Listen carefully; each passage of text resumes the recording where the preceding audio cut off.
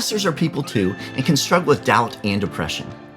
On today's episode, I have an amazing conversation with Diana Gruver, author of Companions in the Darkness, as we look at encouragement for pastors who are wrestling with depression, as well as creating safe spaces so we can effectively minister to others who are struggling as well. Are you ready? Let's go.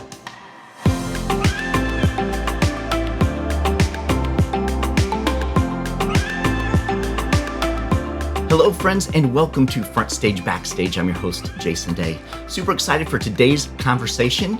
Every single week, we are here to help equip and encourage pastors just like you to embrace healthy, well-balanced leadership, both in life and in ministry.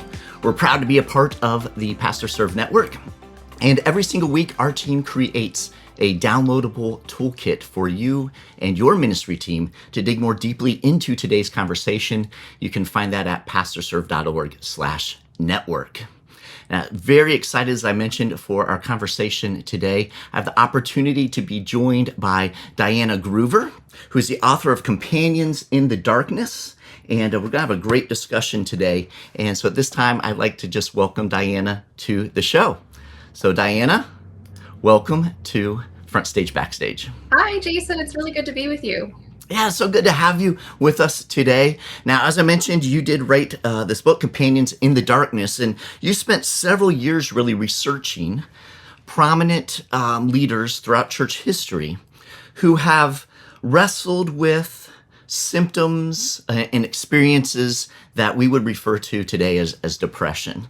So my first question for you, Diana, is what prompted you to pursue this particular project? It started really personally for me. I've struggled with depression, and when that first started for me, I didn't know these stories. I was in college, and I wrestled with all that came with depression, not only the symptoms that come with it, but some of the guilt that a lot of us experience in the Christian community. And it wasn't until years later when I was in seminary and I started to notice some of these stories popping up in some of my church history classes. And I realized some of these heroes that we're still talking about struggled much like I had. And so I started off a little bit just for my own knowledge of wanting to learn from them and dig deeper, and then realized that there was this wealth of these stories and wisdom and the camaraderie of some of these people who've gone before us in a struggle like depression, that others could learn from as well. And so eventually that turned into this book. Excellent. I love it whenever, our explorations come from our own personal experiences, right? Because that gives, I think, a level of passion and compassion that wouldn't necessarily be there if we weren't personally experiencing this ourselves. So let's talk a little bit about depression, with the caveat that neither you or I are, we're not medical professionals, we're not therapists. But when we talk about depression today, what does that look like? Yeah. So some people, if they've never experienced depression for themselves, think that it's just, exaggerated sadness, right? You're really, really sad. And that's how we use it kind of colloquially, right? But depression is a lot more than that. It comes with the sadness, but it also comes with a loss of interest in things that maybe you once enjoyed. And then there's clusters of physical symptoms as well. So you might be sleeping more or less, eating more or less. Some people have physiological symptoms like aches and pains or headaches or digestive problems. There's this sense of worthlessness, this exhaustion, right? I can't do anything. I can't get out of bed. Sometimes irritability. So it's a lot fuller of an experience than just that sadness piece. Right. And then in my own experience and that of everyone in my book and everyone that I've ever talked to, who is a person of faith who has struggled with depression, there's kind of a component with it in our spiritual lives as well of kind of a sense of distance from God or this dryness that comes in that's something we've not experienced before.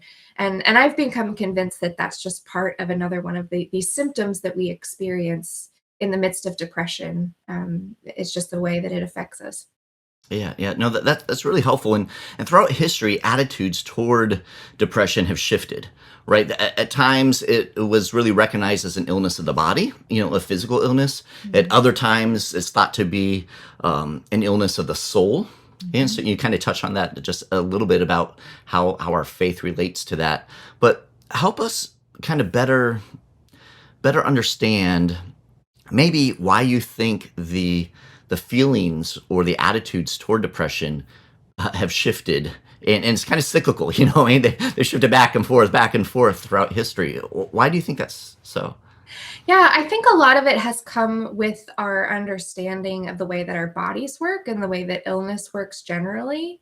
So, for the longest time, we were operating with the theory of the four humors, right? So, our bodily ailments are a reflection of one of these four elements being out of balance. And so, something like mental illness was seen to be an imbalance in our body. They would have attributed it to something different than brain chemistry, like we talk about today, but they approached it in a similar fashion. But depending on our understanding of the body, of illness, and then even some of our interpretations of scripture, sometimes in various segments of church history, people have read stories like that of Judas taking his life after betraying Jesus and said, "Oh, well, suicide is clearly a result of a rejection of Christ." So there's been some unhelpful interpretations of scripture along the way as well that have spiritualized some of the justification too. But you're right, it is cyclical. And that was surprising to me. We kind of have this idea that in the modern era, we have a particular, maybe sophisticated way of viewing certain things. But all along, it's just been this steady cycle of, is it your body? Is it your soul? Or even sometimes, is it actually a gift of genius? Depression being seen as the mark of genius or the mark of the artist. And so we've kind of danced between these three poles for millennia. And the people who have struggled have just been kind of caught in the middle of that web. Yeah, that's fascinating to think how, because like you said, oftentimes we assume that we're just always progressing, right? So Right. so we're just always building upon what we've learned in the past, but this continuous cycle of and people have been caught in that cycle throughout history as they struggle with depression in their own lives. Now, one of the things, Diana, that you touched on there, I'd like to dig in just a bit more deeper, is this idea of our faith, how our faith is related to um, depression, and because there's been a lot of thoughts, um, misunderstandings, oftentimes about how our faith relates to depression. So talk with us a little bit about that relationship. Yeah, so I think just like to start by very clearly expressing I don't think depression is a reflection on someone's spiritual life, right? It affects our spiritual life, but being depressed does not mean that we don't have enough faith, we're not taking spiritual disciplines seriously enough, or any of these types of things. And I think that's one of the most unhelpful things that comes up is whenever someone struggles in this way, or they feel in the midst of depression that sense of God's absence, or it's harder to pray. Sometimes you get these cliches that just feed the stigma that if you just try harder, if you just have more faith, if you just prayed more, you could will your way out of where you are. And I don't think that's the case. I am grateful that we have in scripture things that allow us to shake away a little bit of that guilt, right? We have this Yeah, treasure in the Psalms of these laments. right. And were the psalmist depressed? I don't know, but it sounds so like the spiritual experience of what I've walked through that it really relates. I think of Psalm 88, for example, where he's just saying, the end of it is all that my only companion that I have left is darkness. Mm, And so to have the treasure, to have these words, have these prayers, have these aches expressed for us in scripture is a gift to us in the midst of depression. Having a story like the prophet Elijah, who says, even after a great victory, Lord, I just want to die. right. And that God meets him not with a lecture, but with food and a nap. That is a gift to us. Yes. Um, but it is true that it touches our spiritual life, right? Just like we experience distance from people that we can physically touch, physically hear, in the midst of depression, we have the same experience with the Lord, right? Some of these things that we once experienced a certain way feel different, and that can be really challenging to navigate. Yeah, that's so for someone who is finding themselves in well, let me say this: we tend to have desert experiences sometimes in our Sure. walk with God, right? And so, um, but that is part of our growth, part of our development, right? Mhm. But as you said, sometimes whenever someone is wrestling with mental illness, depression, these types of things, that chasm can be pronounced or can seem, and yet there's this assurance that we want to provide for people that doesn't mean you are alone. That's the beauty of God is His presence in our life. It's one of the great gifts. So talk to us a little bit about those desert times and how that relates both to maybe those who aren't experiencing depression, but then also encouragement for those who are. Yeah. So, one of the anchoring points I have found for myself is in Psalm 139, right? He talks about how if I go up to the highest of heights, Lord, you are there. And if I make my bed in the depths, you are there. And if I say, surely the darkness will hide me, the night will shine like the day, for dark is as light to you. And when you're stuck in something like depression, in the dark, isolated, it can be easy to think, can God find me here? Can I go so deep into this that he cannot find me? And you're right, that assurance of his presence, that even the deepest of our darkness that we experience is not dark to him. He is there. He has promised to be there with us as his children. And so no matter how dry we feel, how depressed we feel, we can mourn that sense of God's absence. We can mourn where we are, but that does not dictate any sort of reality of whether God is or isn't present with us, because he has promised to be present with us. So finding anchoring points like that, I think, can be really, really helpful. But I think the question becomes, what does it look like to follow Jesus there? Right?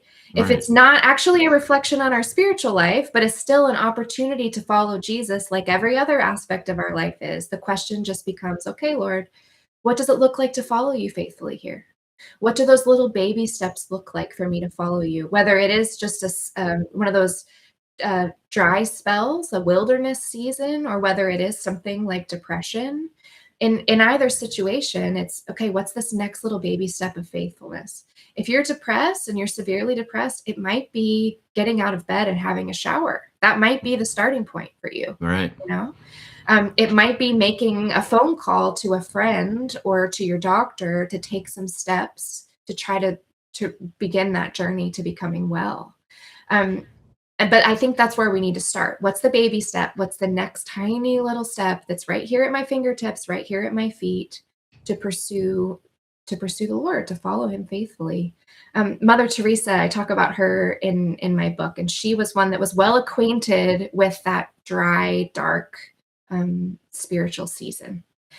And she said, I'm thankful that I've been told to follow Christ, because when the storm gets really out of the ordinary, when the dark gets really dark, all I have to do is stop and be still like a little child and wait for it to pass.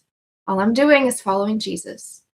And so I think there are ways that, again, baby steps, but there are ways to sit in that quietness and say, okay, Lord, what is faithfulness here? And take that next step. Yeah, that's excellent. I love that, Diana. And you mentioned Mother Teresa. Talk to us a little bit. What are some of the other key figures from church history that you came across in your research as you were exploring this this idea that who also struggle with doubt, with depression? So Martin Luther is the earliest one. He's, of course, the German Protestant reformer. Hannah Allen was a one that I stumbled upon pretty much by happenstance, really. She's a bit more obscure, but she is an everyday Christian. She was a wife and a mother, and struggled deeply. Charles Spurgeon is the what would that be? 19th century English preacher. David Brainerd was a missionary to Native Americans in the United States, and good friends with Jonathan Edwards. And Martin Luther King Jr., who I'm sure is familiar to everyone as well, the civil rights leader. And yeah, that's the crew. There are 7 of them. Yeah. Oh, William Cooper. I almost forgot him. Don't Oh, forget him, the hymn writer. the hymn Yeah, writer. Yeah, yeah, goodness. Yes. yeah, and good friends with John Newton. And their stories are a gift to me. because I mean, some of them are more well known than others, but most of them, their stories are still being told. We're still being able to benefit from their wisdom, benefit from their work, benefit from their ministry. And so to see them and say they struggled like this, and not only does that unravel the stigma of maybe I'm doing something wrong, maybe I'm a bad Christian. It also promises, I think, in the midst of that struggle, God is still here. God is still working. He will use me. He can use me. He is using me. All I need to do is just keep trusting that he can work even in the midst of my weakness. Yeah, that's so important. I think, and it's such an encouragement to us to know. It's kind of the idea of we're not alone in this. Yeah. Not only is Christ present in the midst of it, but there's a company of others, faithful people who love Jesus and devoted their lives to Him and to the kingdom, who are on similar journeys in some ways. Diana, what was as you were researching these different ministers, church leaders, these devoted followers of Jesus? What did you uncover from their stories that was most surprising to you? I think the most surprising was how matter of fact most of them were about their struggles. My experience has been one where there's a lot of stigma that comes with mental illness. There's a lot of guilt that comes with it. And so to shake that off and be able to approach it in a matter of fact way that says, this is a struggle that I have. This is not a poor reflection on me. This is not something I need to feel guilty about. I need to take the steps I need to be well. That was a process for me to come to accept. And so for someone, people hundreds of years ago to just accept that as a well accepted fact was really surprising. Again, I think it's that misconception of the present day versus for Right. historical times, that they didn't have some of the same stigma that comes with mental illness today. And so they were able to have the freedom to say, yeah, we find hope in our walk with the Lord and the hope of the gospel, but I'm also going to go to a doctor, and I'm also going to do whatever they recommend as far as treatments, and surround myself with some of the lifestyle things that will be helpful. And I didn't expect that to be quite as present as it was. Yeah, yeah, I love that, Diane. That's so refreshing, actually, It is. because we do live, um, and I think even more pronounced probably right now in our culture. Although there's been some, I think, very positive Absolutely. shifts for Yes. sure. But we do live in a culture right now that, not to make social media, the boogeyman of our time, but social media tends to be our highlight reels, right? It tends to be all the great things, the wonderful things going on in our lives, and so we tend to try to put forth, an image that we've got things together, Mhm. and it's very refreshing to hear that so many faithful Christ followers in the past were willing to say, you know what, I have struggles. I don't have, my life isn't all completely figured out. That's why I need Jesus, right? Right. So talk to us a little bit about even pastors watching right now, ministry leaders who are watching right now or listening in. Um, you know, what what can we learn, I guess, in that regard from those who have come before us? Mhm. I think surrounding ourselves with the people that can help us in that journey. None of these people would have worn their struggle with depression as a badge of honor, Mm, but they knew, like you said, this is a part of my reality. This is a part of why I'm thankful for the presence of Christ and the strength that He provides. But they knew that they couldn't do it alone. And so none of the stories in this book could be told without the stories of the companions who walked with them, right? I Their love that. ministry partners, their spouses, their friends, this network of people who surrounded them and helped them and supported them in the midst of that. And I think that when for so many people who are in a ministry setting or in a leadership setting, it feels like you have to walk it alone. You need to be this strong, invincible presence, and everything is resting on your shoulders. And that is not true. I don't think that's the way that Jesus intended us to operate, right? We're intended to Right. be a body, we're intended to be a community. We need each other. And so, looking at these stories, seeing how they operated, you need people around you, right? If you're struggling, surround yourself with a network of people who can support you. That might be your spouse, it might be an elder team or a board or whatever your organization is like. Who are those people that you can trust who can support you in the midst of that? In addition to the medical professionals that you need depending on your Right. circumstance. But we're not silos, right? We're not superheroes. And none of these stories could be told without countless others who were behind the scenes, faithfully there and helping to support these seven saints in the midst of their own struggles. I love that. I love that because that's such a beautiful snapshot of what the church truly is. That Mhm. sense of community. And oftentimes, as you said, we work. I've shared we work with a lot of pastors and have for a very very long time. And one of the greatest things is this idea of isolation. Yeah, This feeling that we've again gotta make it look like we've got everything together because people are relying on us. They're looking to us, and we begin to isolate ourselves, and that just creates, compounds the difficulties and the struggles that we have when we begin to isolate ourselves. So talk to me a absolutely. little bit, Diana. How do you think the really attitudes toward mental illness, like depression, have changed in the church, especially over the last maybe couple decades? How do we see things shifting right now? I think on the whole, I am encouraged by what I'm seeing. I think there are really good conversations happening, some wonderful books that are being written to try to raise awareness and unravel some of the stigma that comes with it. So I am encouraged by that. I think there are some really lovely voices who are speaking out and trying to raise awareness and just give us a more holistic picture of how to approach mental health from a Christian perspective. Um, but some of these other things are still pretty pervasive as far as the stigma, and a Hmm. lot of that you see on social media, right? The tweets that pop up that if you're looking at them from a mental health perspective are pretty cringeworthy, right? Right. And so I think there's still some work that definitely needs to be done.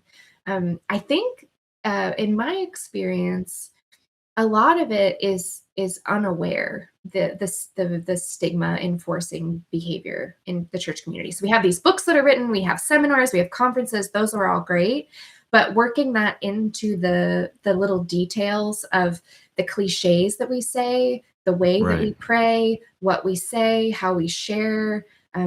Is there a safe space to share within a church community? I think the thought leader from the thought leader's standpoint, going in a good direction, but the trickle down of how that actually really seeps into our hearts and brains and the way that we instinctually respond to each other, I think that's where we definitely still have quite a bit to go. Yeah, no, that's a great distinction. And so I'm gonna put you on the spot a little bit because as you say that, I'm thinking through. Yes, that is so very true. So I'm just curious. Do you have any thoughts onto how we could help that trickle down effect? What are some things we could do that might help us move even further along? Yeah. So I think, and it's wonderful talking to pastors and ministry leaders, because if we're talking just from a how do we have that happen in the church, I think ministry leaders have a great ability to do that. And some of that is just what are we giving people the freedom to talk about, right? Hmm. How are we praying about something like mental illness from the stage? How are we talking about it? We don't have to have a whole sermon series on depression, but does it come up in a way that's natural, right? If you're a Right. pastor and you see a therapist, can you just offhand, that doesn't need to be a huge revelation, it could just be an offhanded comment that gives people who are sitting in the pews the awareness, oh, okay, I can see a therapist. My pastor sees a therapist, Right. right? And so some of it is just very tiny little things. How do we talk about it? How do we pray about it? What's our general attitude? Do we have resources available for people within our church that they know if I need help, this is where I go, right? As far as connections to local counselors or that kind of thing. Could you do a mental health first aid training with you and your staff? Those are sometimes free, sometimes I mean it's not overly expensive from a budgetary standpoint to get somebody in to do just a basic mental health first aid training for Right. you and your staff. That would be excellent. That will help a lot with that language.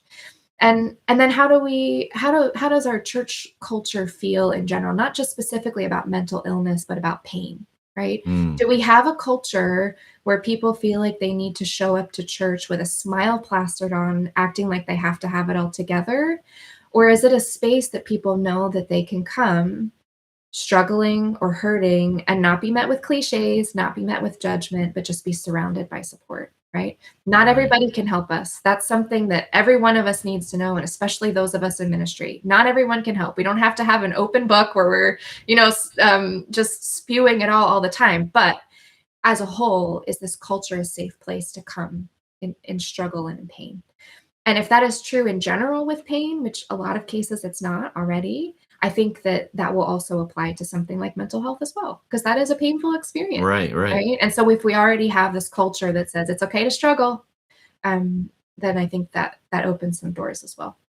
Yeah, man, that's golden. I put you on the spot and you delivered. That's super helpful as we're kind of thinking through and reflecting on our own faith communities, our local church context, and really what does that look like? That idea of a safe place. Goes back to you know, um, goes all the way back to Jesus. Yeah. The idea of the hospital, where people could come feel safe to share, have that freedom to find hope and encouragement, and as you even said, a big piece of that, the companionship Yeah. that you saw reflected in these saints that you looked at, that companionship to help us, because we're not designed to go the journey alone. And we say that, and oftentimes people are like, yeah, because Jesus is supposed to be with us, but it was even more than that. Yeah. Jesus said, I'm with you, but I've given you the gift of community with others. So I think that's hugely important. Diana, as we're kind of winding down this conversation, which has been absolutely incredible, I'm so appreciative of our time together. But I'm thinking of those again who are watching or listening right now, who are in ministry, pastoring, ministry leadership, who might find themselves, relating to a Spurgeon or Mother Teresa when it comes to doubt, depression, darkness, those types of things that they're experiencing. So, Diana, any words of advice or encouragement, speaking directly to that pastor who he or she is wrestling with depression, but at the same time, trying to faithfully serve the kingdom. What would you share with them? Yeah. First, I would say you're not alone. I mean, you're not alone from a historical standpoint, but there are so many people who are in ministry, wonderful brothers and sisters who are really struggling right now. It has been a brutal couple years Right. for those of us in ministry. And so knowing that this is not unusual, you are not unique, this is not you. You are not alone in the struggle, I think is a good starting point. The second thing I would say is get the help that you need, right? I think, especially for those of us, once again, who are in a ministry leadership position, we try to push through and plow through and just shove it all down. And the more you cram that stuff down, the more explosive it's going to be when you can't contain it anymore. So get the help that you need, the professional help that you need, the community help that you need to try to support you in that journey. Does depression or doubt or mental illness disqualify you from ministry? No, it does not. But I think we need to think about it like we would any other health problem, right? If you were a ministry leader and you got diagnosed with cancer, what would you do? Mm, How would you surround yourself with support? What kind of a network would you need? What would the warning signs be that maybe you needed to step back or get somebody to help you with some of your regular duties, maybe take a sabbatical? Thinking about it in a similar realm, right? If you were in cancer and you were in right. the midst of really intense treatments and your body was really weak, you probably wouldn't be preaching every Sunday, Right. right? And Yep. that would be okay, Yeah. right? And so if you are struggling with something like depression and you get to a similar place where physically and mentally, I'm not able to do this maybe for this set of weeks or the set of months, bring in that support. There is no shame in that. And so thinking through it in that sense, how would I do it with any other medical problem, any other health problem, and kind of let that be your litmus test for guiding how you make some of those decisions. And that, yeah, that community, that support, you need it. So get it, please. Excellent. I love that. Great advice, great encouragement, and so true. Whenever you reflect on it that way, it's kind of like, yeah, why wouldn't we take those those steps? Right. It just makes sense, right? Right. So it's just giving, I guess, almost the permission, the freedom, and just the willingness to accept, that this is the reality of life, and this is how we can responsibly process through it, and we don't have to fear that, Right. which I think is super key. Diana, this has been an absolutely incredible conversation. Honestly, I say that very sincerely. How can those who are watching along, our audience, if they want to connect with you or learn more about your book or other ministry projects you're involved in, how can they do that? What's the best way? So you can find me on Twitter at Diana Gruver, occasionally on Facebook at Diana Gruver Writer, and then on my website, dianagruver.com. And you can find Companions in the Darkness anywhere that books are sold. It's you can find it on my publisher's website, InterVarsity Press, or on Amazon or any of your local bookstores. Awesome. Yeah. Excellent. I encourage you guys to check out. It's a great book. I had an opportunity to read through it. And it's very enlightening, very enlightening, and very freeing in many ways, and encouraging. So certainly appreciate you putting the time and energy into that and putting it out into the world and sharing it with us. So friends, it has been a wonderful opportunity to be with you once again. And Diana, I just want to, again, thank you for taking the time to be with us here on FrontStage, BackStage. Oh, it's been a joy. Thanks so much, Jason. It's good to talk to you. Yes, thank you so much. God bless you. Same to you. Bye-bye. Now, before you go, I want to remind you of an incredible free resource that our team puts together every single week to help you and your team dig more deeply and maximize the conversation that we just had. This is the weekly toolkit that we provide, and we understand that it's one thing to listen or watch an episode, but it's something entirely different to actually take what you've heard, what you've watched, what you've seen, and apply it to your life and to your ministry. You see, FrontStage Backstage is more than just a podcast or YouTube show about ministry leadership. We are a complete resource to help train you and your entire ministry team as you seek to grow and develop in life and ministry. Every single week, we provide a weekly toolkit, which has all types of tools in it to help you do just that. Now, you can find this at pastorserve.org/network. That's pastorserve.org/network. And there you'll find all of our shows, all of our episodes, and all of our weekly toolkits. Now, inside the toolkit are several tools, including video links and audio links for you to share with your team. There are resource links about different resources and tools that were mentioned in the conversation, several other tools, but the greatest thing is the Ministry Leaders Growth Guide. Our team pulls key insights and concepts from every conversation with our amazing guests. And then we also create engaging questions for you and your team to consider and process, providing space for you to reflect on how that episode's topic relates to your unique context at your local church, in your ministry, and in your life. Now, you can use these questions in your regular staff meetings to guide your conversation as you invest in the growth of your ministry leaders. You can find the weekly toolkit at pastorserve.org/network. We encourage you to check out that free resource. Until next time, I'm Jason Daye, encouraging you to love well, live well, and lead well. God bless.